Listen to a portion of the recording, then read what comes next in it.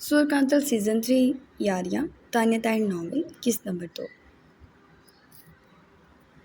वो सब शाम की चाय हमेशा की तरह इकट्ठे पी रहे थे। वहाँ सब मौजूद थे। अशर कमरे में अब तक नींद पूरी कर रहा था, जबकि आर्यान उन सबके साथ बैठा था और अजान अभी कुछ देर पहले ही घर लौटा था। उसको देखकर अबीरा का मुंह मन भर का हो गया। तो उसने कौन सा नरमी से उसे देखा था, खा जाने वाली नज़रों से उसे देखा था। लेकिन जैसे वो तैयार होकर दोबारा जाने लगा, हैदर की नज़रों में आ गया। बात सुनो, उसने पुकारा। अजान जुबान दांतों तले दबा गया।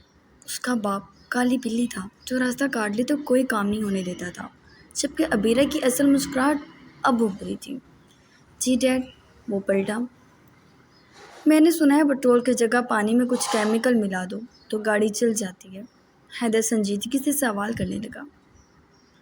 नहीं, किस खोते ने कहा है आपको? तेरे बाप ने खुद सोचा है बेटा, क्योंकि तू जो बन ठन के अपनी माँ को घुमाने लेके जा रहा है तो पेट्रोल के पैसे तेरा बाप भरेगा। फिर तो खैर वो ही रहा है, तुम किस मद में गाड़ी लेके जा रहा है। वो बिगड़ा जबकि लाइबा सर थाम गई। महाज शुरू होने वाला था। अरियान अपनी हंसी रोक गया और मोबाइल खोल लिया। अजान ने नज़र घुमाई और अरियान को पहले घूरा और फिर अबीरा को, जो मज़े से उसे देख रही थी। डैड, दोस्तों के पास जा रहा हूँ, अभी यूनिवर्सिटी से आया था। वो मन मनाया। नहीं, तूने हजार बार फेल होकर यूनिवर्सिटी में कौन से झंडे गाड़ लिए। यूनिवर्सिटी में भी उन्हीं कुत्तों की शक्ल देखी थी ना, हैदर तेवर बिगाड़ कर बोला।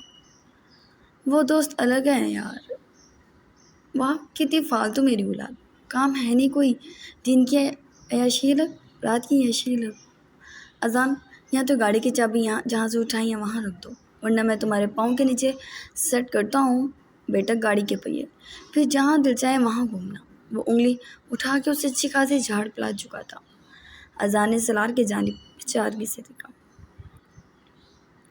अगर वो तुम्हारी थोड़ी देर माइंड वॉश कर लेगा अगर वो थोड़ी देर माइंड वॉश कर लेगा तो कोई मुज़ायका नहीं है, सलार बोला, जबकि हैदर ने सर हिलाया।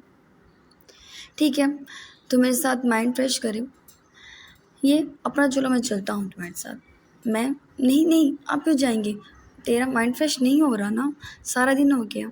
नहीं हो गया फ्रेश, ज़रूरत नहीं है मुझे आपकी। वो एकदम गाड़ी की चाबी अरियान पे उछाल के वहीं बैठ गया, जबकि सबकी हंसी छूट गई और हैदर होकर गाड़ी की चाबी उठा गया। उसने वो चाबी लाइबा को दे दी।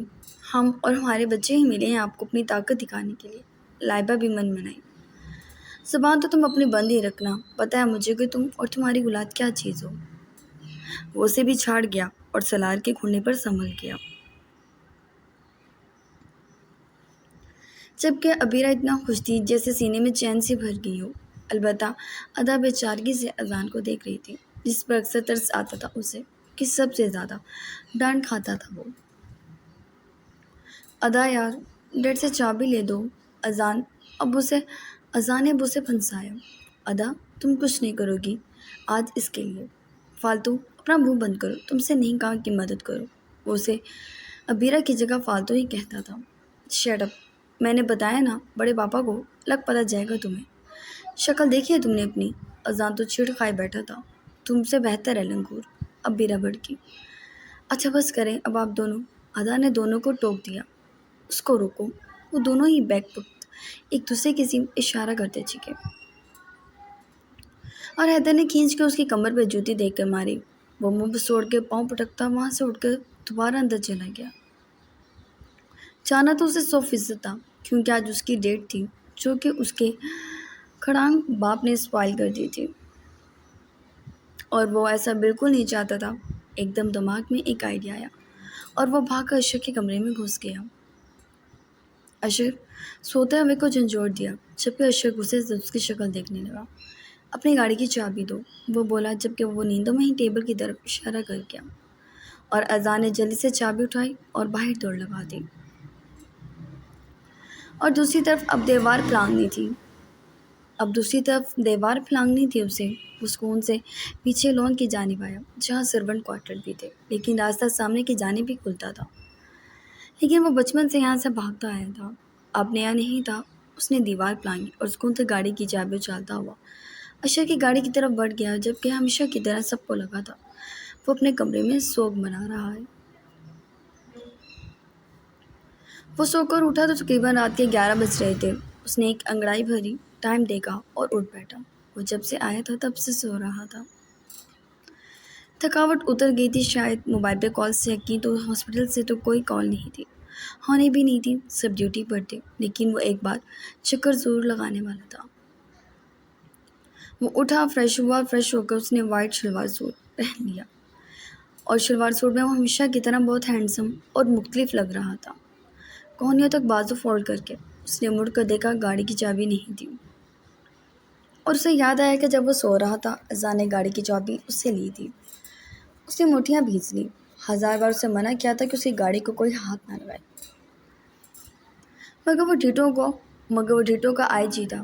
وہ غصے سے کمرے سے نکلا اور حیدر کے کمرے کا دروازہ بجا کر اس کی اجازت دینے پر اندر چلا گیا۔ ڈیڈ، کیا مسئلہ ہے آپ کی اولاد کو؟ میری گاڑی لے گیا ہے اذان، وہ بگڑ کر چلایا۔ لائبہ بے ساختہ ہنستی، جتنی اس پر پابندیاں لگائی جاتی تھیں اتنا ہی وہ حیدر کی پابندیوں کو توڑتا تھا۔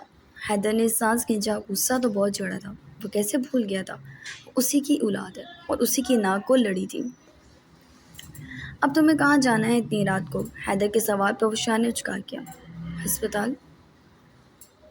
ہاسپٹل اس حلیے میں وہ حیرانگی سے بولا، ڈیڈ میں گھر سے بھاگنے والا نہیں، مجھ سے سوال نہ کریں، مجھے پہلے اذان پہ غصہ چڑھ رہا ہے،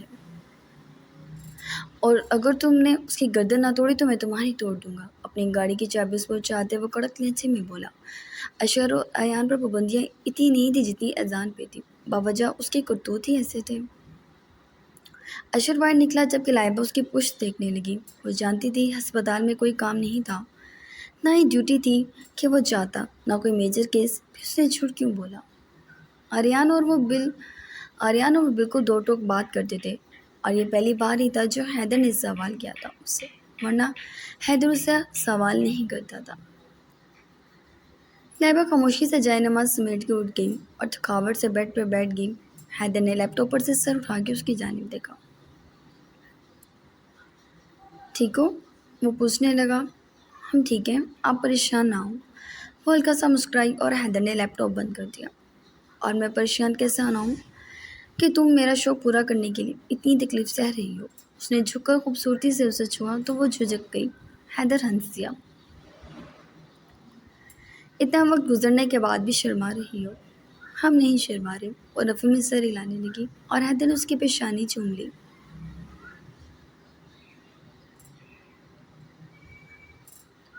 تم لیٹو، میں کچھ کھانے کے لیے منگواتا ہوں۔ اس نے کیری ڈائل اٹھایا اور کچھ ہلکا پھلکا لانے کے لیے ملازمت سے کہا، اور پھر اس کے ساتھ ہی بیڈ کاؤنٹر ٹیک لگا کر اسے باہوں کے گھیرے میں لیے بیٹھ گیا۔ آریان کی شادی کا کیا سوچا ہے اپنے؟ لائبہ اچانک بولی جبکہ حیدر ہنس دیا۔ اس نے کرنی ہوگی، وہ کر لے گا۔ وہ یہ بات اس پر چھوڑ گیا تو لائبہ کو آئس کا خیال آیا۔ حیدر، آئس کو 2 مہینے ہو گئے ہیں، وہ پریشانی سے بولی، جبکہ حیدر کے چہرے پر سنجیدگی چھا گئی۔ فکر نہ کرو، وہ ٹھیک ہی ہوگا، بیٹا ہے ہمارا، ہمیں فکر ہوتی ہے۔ اور وہ رک گئی۔ وہ حساس ہے ان سب سے، بدتمیز، خودسر اور نہایت منہ پھٹ بھی۔ وہ بگڑ کر بولا۔ کس کا ہے؟ وہ سوال کرنے لگے۔ میرا جرم ہے، میرے کندھے پہ ڈالو۔ اب ہم نے ایسا بھی نہیں کہا، ہمارا بھی ہے۔ اس کے غصے کرنے پر مسکرا کر بولی۔ حیدر کچھ نارمل ہوا اس کے مسکرانے سے۔ غصہ مت کریں، اسے بلا لیں پلیز، اس کے چہرے کو اپنے ہاتھوں کی گرفت میں قید کرتی پیار سے بولی۔ آپ جانتے ہیں وہ ہمارے کہنے سے نہیں آئے گا، وہ منہ پر آ گئی، اور ہمیں بہت یاد آتی ہے اس کی۔ اچھا ٹھیک ہے، سوچوں گا، وہ بولا اور اس کا سر پھر سے سینے پر رکھ سامنے LCD کو دیکھنے لگا۔ اچھا، لائبہ بھی مسکرا کر LCD کی جانب دیکھنے لگی۔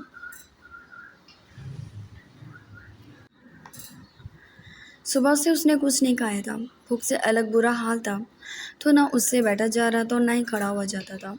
اسے نہ لیٹ کر سکون تھا اور نہ ہی بیٹھ کر۔ وہ صبح سے رو رہی تھی۔ جو کھانا وہ اسے ایک کمرے میں اسے دے کر جاتا تھا وہ کھانا ختم ہو چکا تھا اور اسے شاید یاد نہیں رہا تھا کہ وہ بھی ہے، اور یاد رہتا بھی کیسے وہ نفرت کرتا تھا اس سے۔ وہ اس سے بدلہ لے رہا تھا، اور بدلہ اس طرح لیا تھا کہ وہ لبوں سے آہ بھی نہیں نکال پا رہی تھی۔ اس کا جسم بھرا ہوا تھا، سفید رنگ اور دور دور سے ہی چمک اٹھتی تھی، جبکہ پریگننسی کی وجہ سے اس پر ایک عجب حسن تھا، جس کی وجہ سے اشر بار بار اس کی طرف مائل ہوتا، اور جب وہ اپنی چاہت پوری کر لیتا تو اس کی انسلٹ شروع کر دیتا، کیونکہ وہ نہیں چاہتا تھا جانا کوئی نرم گوشہ سینے میں اس کی وجہ سے رکھے، اور رکھے بھی کیوں؟ جس طرح اس کی بہن نے اسے انسلٹ کیا تھا پوری دنیا کے سامنے، کہ لوگوں کے منہ نہیں رکے تھے اس کو انسلٹ کرنے میں۔ لڑکا ہو کر وہ اتنی انسلٹ سہ چکا تھا تو کیا اتنی آسانی سے بھول جاتا؟ لیکن وہ یہ بھول گیا تھا کہ اس کی انسلٹ کرنے والی جانا نہیں ماہم ہے، جبکہ وہ سمجھتا تھا وہ جو کچھ اس کے ساتھ کرتا ہے روز بھی کرتا تو کم تھا۔ بالوں کو بہت مشکل چٹیاں میں قید کیا تھا، اس کے لمبے بال کمر سے نیچے تک جاتے تھے۔ وہ بے چین سی سرخ آنکھیں لیے کبھی ایک طرف ہوتی کبھی دوسری طرف، اور اسی اسنا میں دروازہ ان لوک ہوا تو وہ بے ساختہ بھی شمار ہوتی کہ اس نے ابھی تو اسے ہی مانگا تھا، خواہش نہ ہونے کے باوجود بھی۔ اشر نے اندر آ کر دروازہ لاک کیا اور اس کے رونے کی آواز پر مڑ کر دیکھا۔ وہ بیزاری سے کھانا اس کے سامنے رکھ گیا۔ کھا لو، نخوت سے کہہ کے بیڈ پر لیٹ گیا اور موبائل استعمال کرنے لگا۔ اس کے آ جانے سے جانا کے ارد گرد ایک عجیب حصار سا بنتا تھا، جس کے آگے وہ مجبور بھی ہو جاتی تھی اور اسے بھاگنا بھی چاہتی تھی۔ وہ خود بخود اس کی پابند بھی ہونے لگی تھی اور سینے میں خواہش بھی ہوتی تھی اسے نارمل بس ایک عام لڑکی کی طرح ہی ٹریٹ کر لے۔ جانا کے لیے اٹھنا بھی محال تھا، وہ اپنے کامتے ہاتھ بیڈ پر رکھ کر اٹھنے کی کوشش کر رہی تھی، لیکن اسے واقعی اپنے ہی بچے نہیں سنبھل رہے تھے۔ اشر نے اس کی کوشش دیکھی تو وہ ڈر سی گئی۔ میں اٹھ جاؤں گی، وہ آہستگی سے بولی، جبکہ وہ سوار نظروں سے اسے دیکھنے لگا، اور جانا بدقت تمام اٹھی اور آہستہ آہستہ چلتی وہ کھانے کو پلیٹوں میں نکال کر اس کی صورت دیکھنے لگی۔ تم نہیں آئی ہو جو اتنا ڈرامہ کر رہی ہو، وہ غصے سے دانت پیس کر بولا، جبکہ وہ ذرا گھبرا کر اس کے غصے سے خائف ہو کے بیڈ پہ بیٹھ گئی۔ اگر وہ توجہ دیتا تو اس کے ہاتھ پاؤں سوجے ہوئے تھے۔ وہ اس کے پاس بیٹھی اور اکثر وہ رات کا کھانا اسی کے ساتھ کھاتا تھا، شاید لاشعوری طور پہ وہ یوں ہی لیٹ جاتا اور وہ اسے یوں ہی کھلا دیتی، اور وقت گزرنے کے ساتھ ساتھ اسے اس چیز کی عادت ہوتی جا رہی تھی، لیکن اس کی انا پھر بھی جانا کو اپنی زندگی میں وہ حیثیت وہ مقام نہیں دے پا رہی تھی جو اس کا حق تھا۔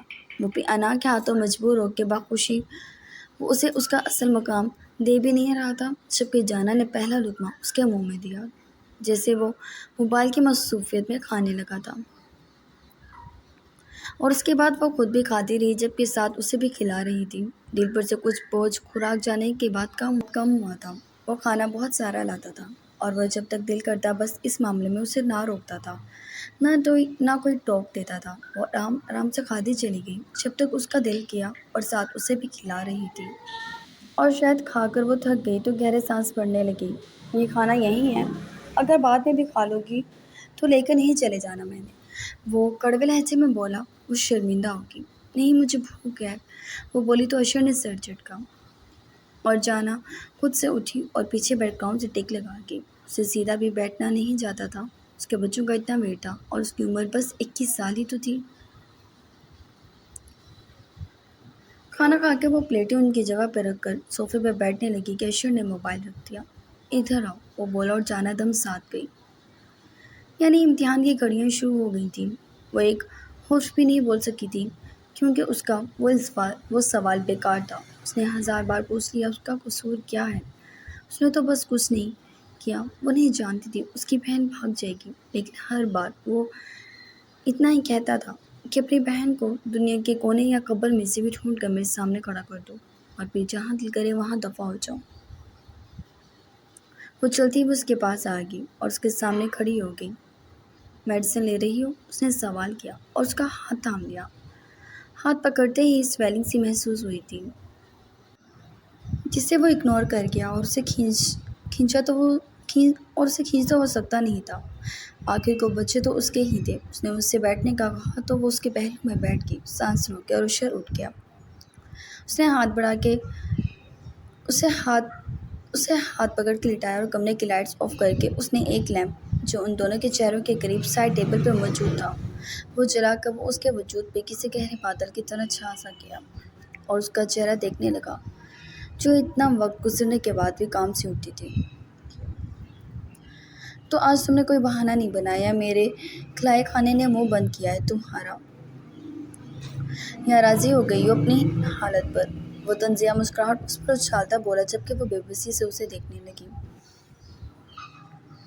میرا قصور نہیں ہے کوئی، آپ مجھ پر ظلم کرتے ہیں۔ وہ ایک ہچکی سی بھر گئی۔ اشر نے سر ہلایا اور مسکرا کے ایک دم اس کی گردن جکڑ لی۔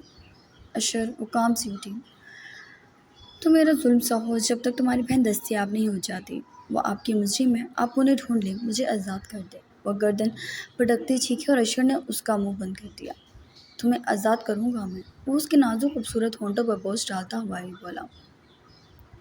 کچھ طریقہ اپنا تھا، اس کی سانسوں کو اتنی سختی سے قید کیا تھا کہ وہ مچل اٹھی، انگ انگ دکھتا تھا اور وہ رحم نہیں کھاتا تھا۔